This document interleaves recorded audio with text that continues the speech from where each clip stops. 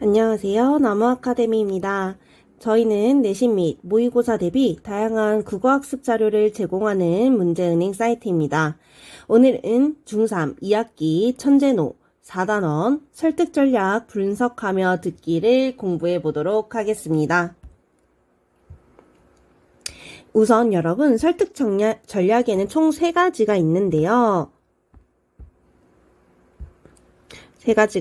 함께 살펴볼게요. 첫 번째는 이성적 설득입니다. 논리적이고 이성적인 방법으로 말하는 이의 주장을 뒷받침하는 설득 전략을 이성적 설득 전략이라고 해요.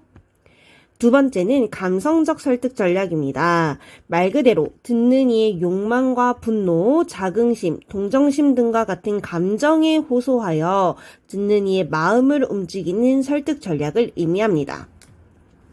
세 번째로는요, 인성적 설득 전략이 있는데 말하는 사람의 됨됨이를 바탕으로 하여 내용에 신뢰를 갖게 하는 설득 전략을 의미합니다.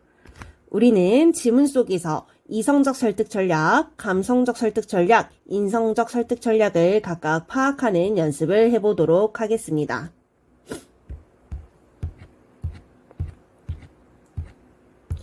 네, 여러분 광고가 제시되고 있는데요. 자, 헌혈에 관련된 공익 광고예요. 자, 가 봅시다. 가는 아저씨가 활짝 웃고 계시네요. 그런데 이분이 누군가 했더니, 한영재 씨, 헌혈 횟수를 무려 300회나 기록하신 분이네요. 구체적으로 헌혈 횟수를 드러내고, 이 헌혈을 많이 한 사람의 이런 밝은 표정을 제시하고 있습니다. 그러면 이 수용자 입장에서는, 와, 정말 대단하다. 저분 되게 행복해 보이네. 라고 하면서 긍정적인 감정을 가지게 되겠죠.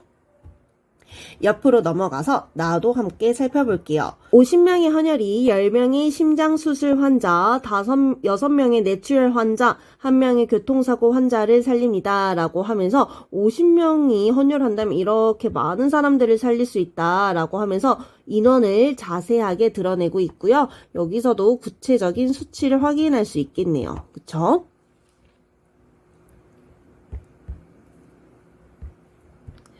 다를 보도록 합시다. 여러분의 헌혈은 누군가에게 다시 뛸 수 있는 희망, 다시 일할 수 있는 희망, 다시 공부할 수 있는 희망이 됩니다. 이제 당신이 나설 차례입니다. 자, 이렇게 당신이라고 하면서 청중을 언급하고 있어요. 직접적으로 당신이 하는 헌혈이 누군가에게 희망을 줄 수 있다는 내용을 언급함으로써 청중의 감정을 지금 자극하고 있고요. 그 다음에 같은 문장을 반복함으로써 이런 감정에 호소하는 효과를 높이고 있는 것이죠. 이렇게 광고의 의도와 설득 전략을 묻는 문제도 출제될 수 있으니 잘 정리해 주시기 바랍니다. 한번 하나씩 살펴볼게요. 자, 가는 아까 아저씨가 웃는 그 광고에 해당이 됩니다. 자, 가에서는 인성적 설득이 사용이 되었어요. 헌혈을 생활 속에서 실천하고 있는 사람의 말을 들으니까 더 설득력 있게 느껴졌다고 평가해 볼 수 있겠죠. 나는요, 이성적 설득 전략이 나왔습니다. 구체적인 수치를 근거로 들고 있었어요. 그쵸? 헌혈을 하면 많은 생명을 구할 수 있다는 것을 정확한 수치로 확인하니까 뭔가 중요성과 신뢰성이 와닿을 수 있겠습니다. 다에서는요, 감성적 설득이 주로 쓰였는데요.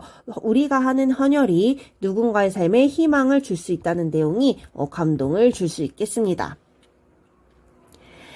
자, 그러면 우리는 설득 전략의 타당성을 비판하면서 듣는 연습을 조금 더 해보겠습니다. 아람이인데요. 이 아람이라는 학생은요, 학생회장 후보로 지금 출마한 상태입니다. 자, 저는 오늘 행복이 넘치는 학교를 만들고 싶어 여러분 앞에 섰습니다. 라고 하면서 자기소개의 연설과 목적이 제시되고 있어요. 저는 중학생이 되어 학교 생활을 하면서 진정한 지도력은 배려하는 마음에서 시작된다는 것을 알게 되었다고 합니다. 특히 등굣길을 안전하게 지켜주는 학교와 교통안전 도우미 활동을 하면서 배려하고 봉사하는 즐거움을 배웠어요. 자, 봉사의 중요성을 알고 이것을 실천까지 옮겼다고 합니다. 자, 이것을 듣는 청중 입장에서는 와, 얘 정말 인성이 짱이다라고 생각을 하겠죠. 그쵸? 학생회장이 될 만한 자질인 배려와 봉사심을 갖추었다는 것을 이 부분을 통해서 청중들은 파악을 할 거예요. 바로 인성적 설득 전략이 활용되었다고 할 수 있겠네요. 말하는 사람의 됨됨이, 인성을 바탕으로 설득을 하는 거죠. 여러분, 행복이 넘치는 학교는 어떤 것일까요? 지금부터 행복이 넘치는 학교를 만들 저의 3가지 약속을 말씀드린다고 하네요. 첫째, 소통이 활발한 학교를 만들겠습니다.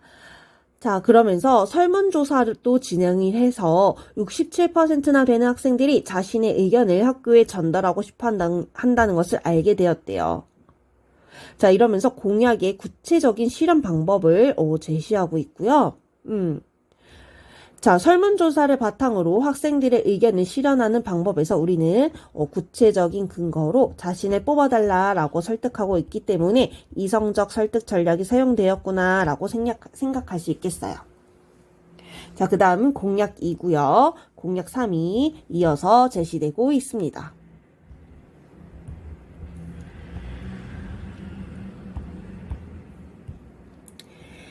자, 비 오는 날에는 우산이 되어주고 어둠이 오면 빛이 되어줄게. 여러분 이 노래 아시나요? 자, 이 마크 튜비라는 가수의 노래를 인용을 해가지고요. 청중에게 자신이 도움을 주겠다. 그러니까 우리 학교 학생들에게 학생회장인 내가 도움을 주겠다는 내용의 다짐으로 노래를 불러주고 있어요. 자, 청중의 감정을 자극할 수 있겠죠. 우산이 되어주고 빛이 되어주고 난로가 되어주고 바람이 되어준다는데 어떻게 감동을 안 할 수가 있겠나요? 네, 감성적 설득 전략이 쓰인 부분을 확인할 수 있겠습니다. 자, 그러면 이 아람이는요. 어떤 설득 전략이 쓰였죠? 먼저 앞부분에서는 자기가 봉사의 중요성을 알고 봉사활동을 실천까지 했다라고 했었어요. 인성적 설득 전략이 쓰였고요. 그 다음에 설문조사를 바탕으로 구체적인 공약을 제시했었습니다. 이성적 설득 전략이 사용되었고, 마지막으로 방금 확인한 이런 청중의 감정을 자극하는 노래로 감성적 설득을 한 부분도 확인할 수 있겠습니다.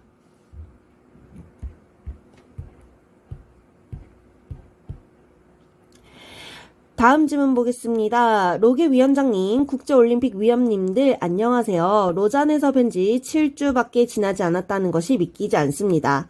오늘 저는 대회를 준비할 때보다도 더 열심히 준비했습니다.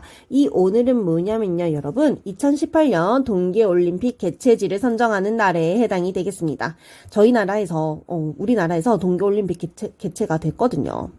그렇지만 여전히 로잔에서처럼 조금 떨립니다. 자신의 감정을 솔직하게 고백을 하고 있어요. 그쵸? 그럼 청중 입장에서는 말하는 사람과 조금 더 친숙한 느낌을 가질 수 있겠네요.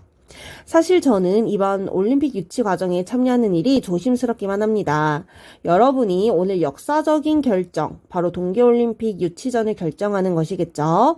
그것을 결정하는데 제가 작은 역할이나마 맡고 있기 때문입니다. 밴쿠버 동계올림픽에 출전했을 때도 같은 기분이었습니다. 라고 생략이 되었는데요. 그 뒷부분도 되게 중요한 내용이에요. 한국이 밴쿠버 올림픽에서 어떠한 성적을 땄는지, 그리고 동계올림픽을 개최하기 위해서 어떠한 노력을 하고 있는지, 그 다음에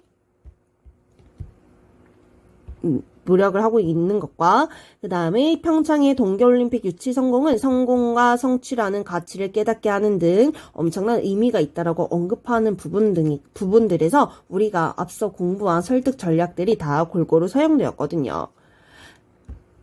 해당 부분도 확인해 주시기 바랍니다. 연설자가 성실하게 노력하여 훌륭한 성과를 거둔 운동선수 김연아죠. 김연아이기 때문에 연설을 신뢰할 수 있다. 인성적 설득 전략.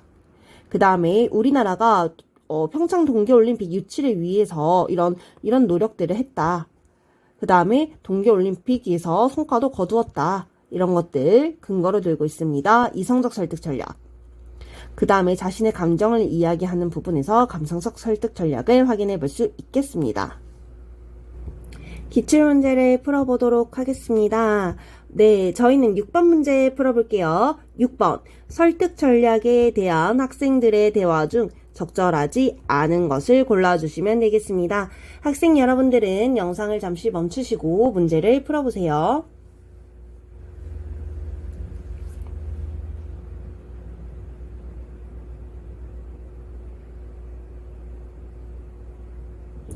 네, 정답은 몇 번이죠? 2번이 되겠습니다.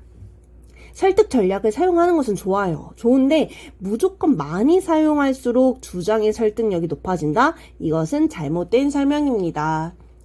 자, 주장에 어울리게 사용하는 것이 중요하고요.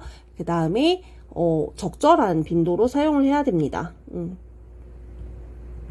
많이 사용할수록 주장의 설득력이 높아지는 것은 아니에요.